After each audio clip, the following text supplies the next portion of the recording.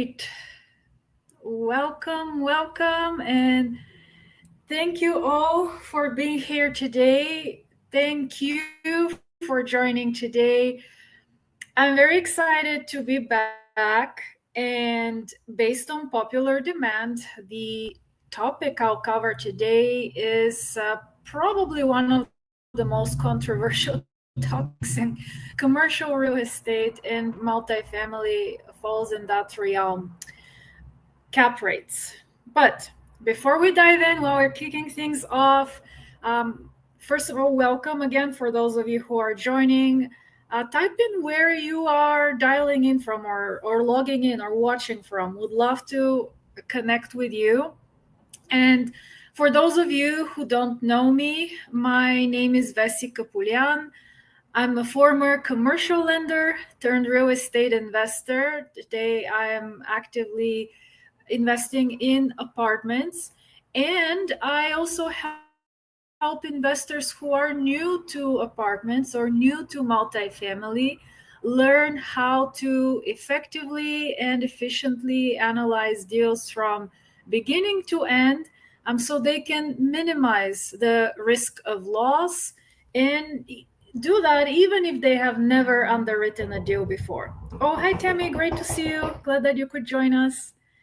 And so, what I'll do is I'll try to cover as much as possible. It's an in-depth topic, and we can probably be here for hours. I do cover that in more detail in the course that I teach, Mastering Multifamily Underwriting.com, and you can see that site here on the screen. So, if you would like more information, you can simply go to the site or connect with me, and via DM I can share more information with you, or answer any questions that you have related to today's live event.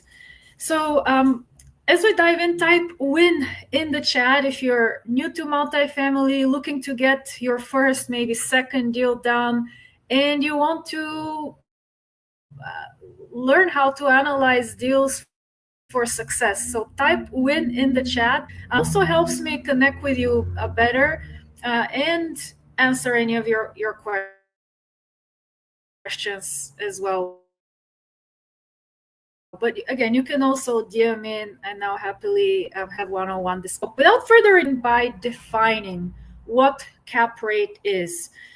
That's basically the rate of return on a real estate investment property that is based on the income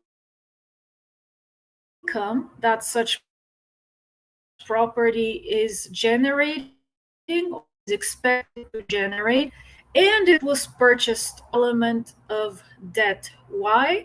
Because that's a baseline to compare properties that may have, for example, different financing structures. So it levels out the playing field. Now, is this the only key performance indicator? Is this the only key performance indicator? Is this the only metric to look at when evaluating apartments? Of course not. It is one of many to consider, but it is an important one, and there are a lot of questions around it, which is why I decided to do a whole live event focused on it. So, as you think about the cap rate being the unlevered rate of return, in other words, the rate of return that the property generates if it was purchased all cash, then as you think about the return, there are different factors that impact the cap rates. Those could be the underlying economic conditions, interest rates, demand and or supply for apartments, the asset class, the location, the building age and condition. All of that impact cap rates. Now, you may think, well, the higher the cap rate, the better the property, or the better the return. Well, not necessarily, because as you think about these various risk factors, right, the higher the cap rate, that also means the risk profile of the property is higher. So, for example, right, if I was looking at an older property in a tertiary market, I would expect that to have a higher cap rate, right? In multifamily, maybe 7%, maybe 8% in today's environment, versus a newer property, brand new build located in a primary market that could have maybe 4% cap rate. Does it mean that one is better than the other? Not necessarily. Of course, the fact that that older property that has more deferred maintenance that's required in a tertiary market that may or may not have strong fundamentals comes with a higher risk profile. And so the unlevered return required for that property would be higher. Another example that comes to mind is a multifamily property, for example, compared to a different asset class like office or hotels, right? An office or a hotel would typically have a higher cap rate because it has a higher risk profile. So just because a cap rate is higher doesn't automatically mean that the property is better. Now, where do you find cap rates? That's a very frequently asked question. And there are a number of resources. I always recommend to people to consult multiple resources, not just CoStar reports, RealPage, ERD reports would be one. Connecting with brokers, keeping a close eye or a pulse on your market, the market where you purchase properties in, connecting with fellow investors, being active in the market. Real estate appraisals, they also have the will point out what the cap rate is. Oh, I see your message, Steve. I am not sure. Hopefully, can you guys hear me? I just want to make sure there are no audio problems. I just saw someone Steve typed in the chat. So hopefully that's not a problem for all of you. Maybe type yes in the chat if you can hear me fine.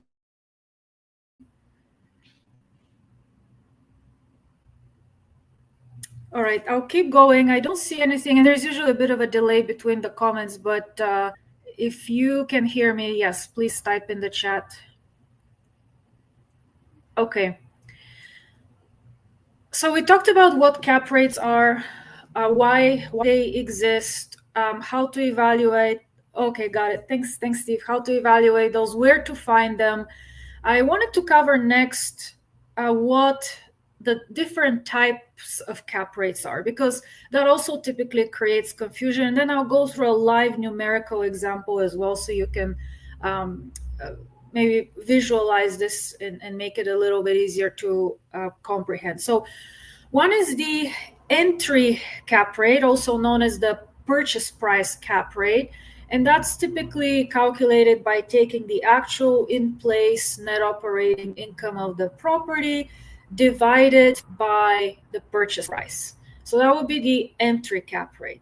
There is the exit cap rate, which is calculated by taking the actual net operating income at the time of exit or the time of sale of the property divided by the sales price.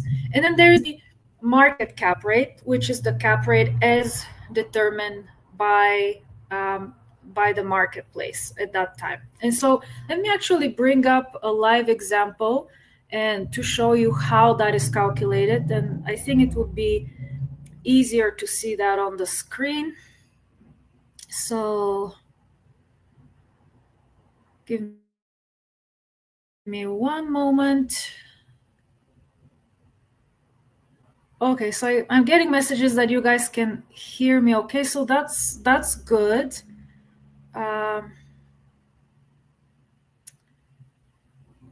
Okay, so I will bring it up on the screen. Can you guys see the slides? Or it's really more of a visual calculation.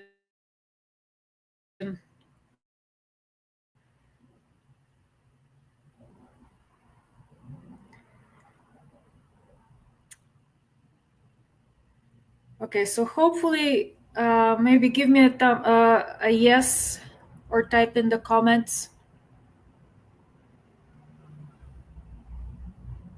Okay, so screen, one moment again. I'll just enlarge it a little bit. And here it is. Okay, so we talked about the types of cap rate. So here is an example. we have a property with a purchase price of 2.5 million. The in-place net operating income, or NOI, is 120,000. So the cap rate at the time of purchase, or the actual cap rate, would be 4.8%, calculating by taking the 120,000 NOI and dividing it by the 2.5 million purchase price. Now, if we know the NOI and the market cap rate, we can figure out, well, what is that property approximately worth? So taking again the in-place NOI, let's just say it's 100,000. If the market cap rate at the time is 5%, then the property value would be 100,000 NOI divided by the 5% cap rate, or $2 million. So if someone was to come to you today, right, for try to sell you a property at $100,000 at a 5% cap rate, if you agree that this is really the market cap rate and you have supportable data, that may not be an unreasonable ask, right? But if the market cap rate of that same property, right, at $100,000 NOI divided by 6%, would be worth 1.67 million. And if someone comes to you asking for 2 million, right, that may be too much, right? There are, of course, a lot of other factors that go into determining the price of the property, and we're not going to be covering those today. But if you needed to do like a quick ballpark calculation on trying to determine what the value of the property is based on what you believe that cap rate is for that market, you can do so at that time. And let me just exit the screen. A moment. All right. Perfect. Oh, thank you guys. So glad that you could see it. So I'm glad that worked out. So we covered those concepts, and then one more thing that I wanted to touch base on is the concept of positive and negative leverage, again in the context of cap rates. Typically what we're referring to as positive leverage is when the cap rate, or the unlevered return of on the property, exceeds the interest rate on the loan. And in that case, you're buying a property with a return that's higher than the cost of debt for the property. So if the cap rate is 6.5 and the interest rate on the loan is 5.5, that will be considered positive leverage. The inverse of that is negative leverage, right? When your interest rate on the loan is higher than the cap rate, which basically means the cost of capital, the cost of your debt, exceeds the return that this property would generate if it was bought all cash. So in that hypothetical example, if your interest rate on the loan is 6.5 and your cap rate is 5.5, so I reverse the two numbers, then you're buying the property at negative leverage. And why that is important is, especially in the beginning when you're trying to do quick calculations and determine, is this property a good fit for me or not?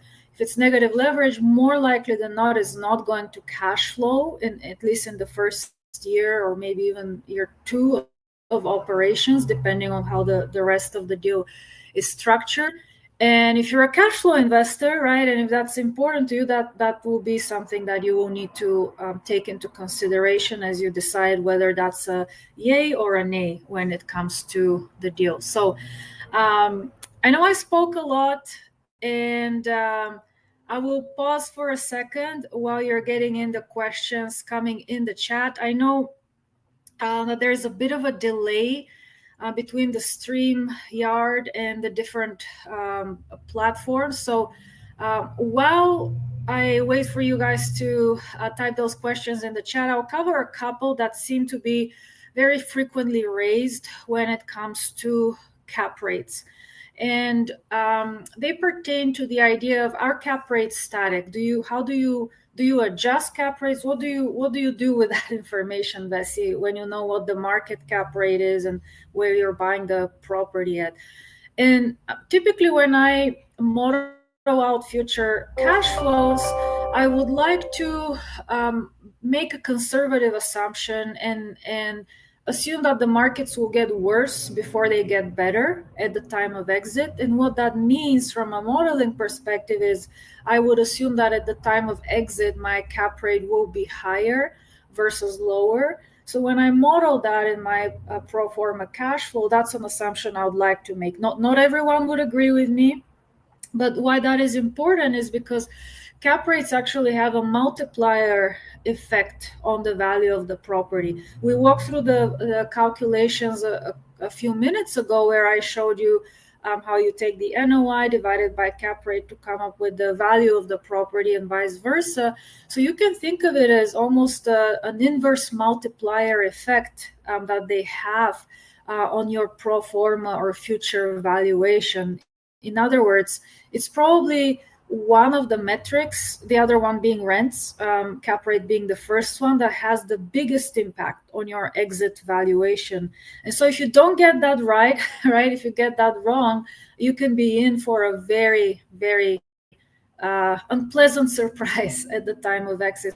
So personally, I like to plan for the worst and hope for the best, right? And so in my modeling, I like to assume that the cap rates will increase at the time of exit versus decrease. Of course, if you assume cap rates will decrease, then you're basically inflating the exit valuation quite a bit. And the risk you're taking in that scenario is what if the markets don't improve, right? What if the markets actually get worse, right? Then the exit valuation that you plan for will not happen, and you may have, in fact, even overpaid for the property if that's what you're. That comes up is, well, how do you adjust the? Nobody knows where it will be, right? And you can look at CoStar reports, various data points. These are all projections, right? Nobody knows where rates will be, which is one factor that impacts cap rates. Nobody knows. And that's why it's best to be conservative when you're making those estimates and assume that cap rates will be higher. Now, what a lot of people typically do, I guess, in a more stable environment is or in an improving environment, is increase cap rates by 10 basis points every year for the duration of holding the asset. So if you're holding an asset for, say, 5 years, 10 basis points a year would total up 50 basis points, so 0.5% increase in cap rates at the time of exit. But that is not a static number either, right? Because if you had asked me how I model my cap rates 2-3 years ago when rates were extremely low and the Fed had started announcing their intent, and eventually they followed through with that intent to start increasing interest rates, well, I wasn't modeling 10 basis points, right? I was modeling 20, 25 basis points a year. If you were to ask me today, right, do I still model 20, 25 basis points a year of cap rate reversion or cap rate increase? The answer is no, because I tend to believe we're at the peak of the rate cycle. If anything, they've indicated they started reducing rates, there will be subsequent declines. And of course, it does take time for cap rates to catch up. There is a bit of a lag effect and lag factor. So today, to be conservative, I will look at, again, probably 10 basis points a year. Now I do see a question: is there a general when we've been increasing it by 5 years to be conservative? Yes, very, very much so, Steve. So I appreciate you chiming in. So today I generally look at 10 basis points a year. Would I consider maybe a smaller spread, like 5 basis points? Absolutely, especially if it's a really strong asset in a really strong market. And then I look at additional ancillary data points like the broker reports, etc., to support that. That's not out of question either. So I always recommend take a look at, of course, take into consideration the particular asset, right? But also take a look at various market data points so you can reach a conclusion. Just a single report, right, is not always sufficient in my humble view. But yes, it's a question we often look to answer as investors, and I wish it was as clear cut as a mathematical formula. And the math is behind it is clear, but then there is also the art component, right? The science is clear, but the art of it is making that judgment call, and a lot of it is also tied to your personal outlook of where that particular market and sub-market will be, your personal outlook on where the overall markets, real estate markets, multifamily markets, the economy will be, and your personal risk tolerance, right? If you have aversion to risk, and if you're more conservative like I am, I would err on the side of caution, right? But just last week, I was presented with a deal, right, where they were um, buying it at a 5.7 cap. The market cap in that particular area is hovering around 6% today. So automatically for me, that's a no-go. Like, why are you overpaying for an asset? Unless there is a big value add potential or a big upside. And in that case, there wasn't there was some rent upside, but it wasn't big enough. And not only that, their exit cap rate was, I think, 5.5, which, so they were basically reducing the exit um, from where it was today. And I'm not saying that's right. I'm not saying that's wrong. That's just not right for me. My outlook on where rates would be in the long run, and consequently where cap rates would be, is different. My risk tolerance is also different. So I prefer not to speculate. I prefer not to guess. Again, I'd like to plan for the downside. So that would be an example of a real life scenario that I encountered last week. That was a no-go for me. But clearly, that particular investor had already made a decision, right? The property is already under contract. They're raising capital for it. So they had decided to move forward with it. That's based on their risk tolerance, their outlook on the market. So I think we're out of time. I really appreciate you guys joining today. Appreciate the engagement. Appreciate the questions. Again, if you'd like to connect with me, you can DM me. Also, if you'd like to be notified of future live events, you can follow me on LinkedIn as well as YouTube. I'll be doing these bi-weekly with the goal of sharing my knowledge and real life experiences to help create educated and empowered investors, one live event at a time, one deal at a time. And of course, if you'd like to learn more about the course that I teach and help beginner investors in the space, you can either connect with me directly or go to masteringmultifamilyunderwriting.com. And I wish you a fabulous day. I'll see you at the next live. Ciao.